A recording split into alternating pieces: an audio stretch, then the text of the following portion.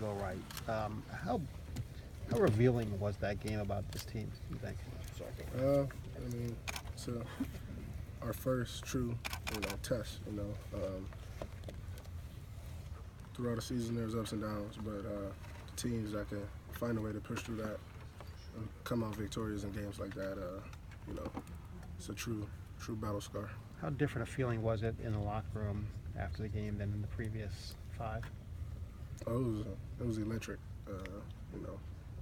Usually Coach Meyer, he gives you, all right, time for the next mission. But we celebrated that one for a while. If you haven't seen the videos.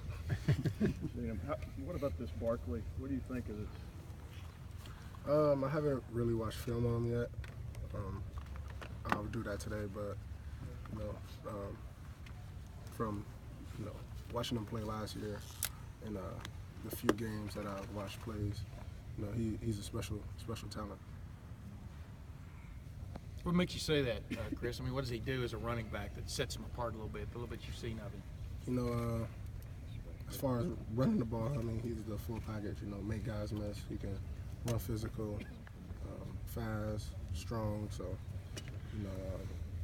all 11 bullets will have to be flying to him. And,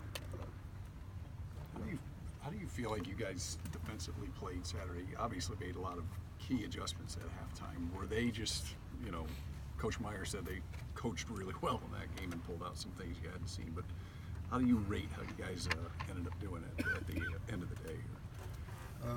We did great. I mean, we stopped them. We won the game. That's all you can ask for. But, their coaches did a lot of good things, but the players, I mean, they were playing really hard as well. So, you got to give credit when it's due. And, they played their tail off. And, we didn't play perfect, but one thing I can say is that me and my brothers, we played as hard as we can.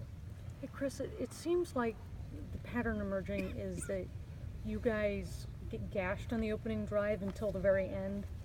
And I'm not sure how much to credit to you guys making adjustments before the opening drive even ends, and how much of that is just your great red zone defense.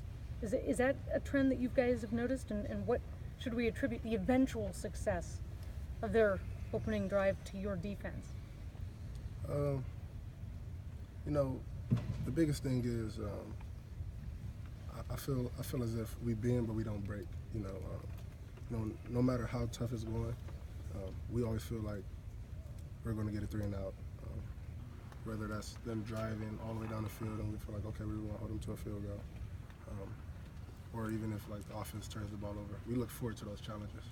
So, that's the biggest thing, I think, as far as the defense, taking accountability and looking forward to the challenges that whatever the game will bring, And as far as adjustments, that's the greatest thing about our defense now is our ability to make adjustments because we understand the total defense.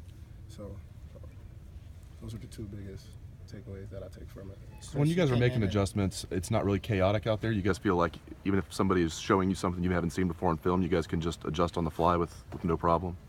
Yeah, football is a game of chaos. And, when players are able to control that chaos, that's when good things happen and teams can make adjustments, So that's another big part of it is, players, young players especially, being able to control the chaos. Chris, you came in 2013 with Dontre. I'm not sure if you're close with Dontre or not, but what was he like if you were with him at all after that big catch on Saturday? He was still in the game, so I didn't, Or in the locker room after on the flight home or anything? Coach Meyer actually called him up after the game, talked to him, and, he never made it about himself when he was talking. He was all about the team, and that's the biggest thing, A lot of guys on this team, not just including Dontre, but Dontre as well, but they all, put team before I, and that's what you have to make us of a great team. And you've heard guys like Pat Line, Billy Price say, they've never been in a team like this where everyone's so close together, and I contribute that to all of the guys, putting their brother before themselves. You're kind of alluding to it, but what is a win like Saturday, where things aren't always going perfectly, and you guys find a way in a really tough place against a good team to win? What does a win like that do football team and for making you guys. What does it tell you about this group, I guess? We have a resilient group of guys that, you know, won't take no for an answer. And, you know, you need games like that in the season, especially if you're looking to go the distance, you know. No team will go, you know, 15-0 and just beat everyone by 40. It's not the way this game works.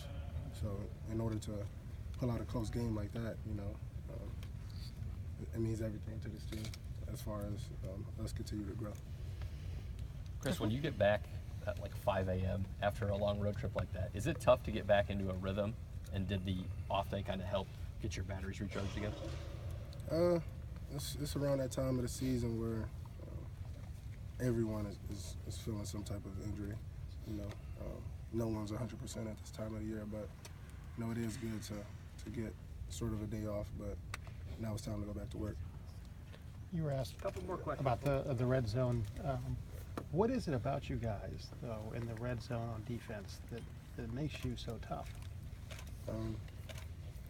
Coaches, players, you know, the culture of the team. You know, just, you know, we got some tough coaches, tough players, and, you know, guys that won't back down from a challenge. You know, if they have a 70-yard drive going on and they're on their 10, we still feel like we can stop them.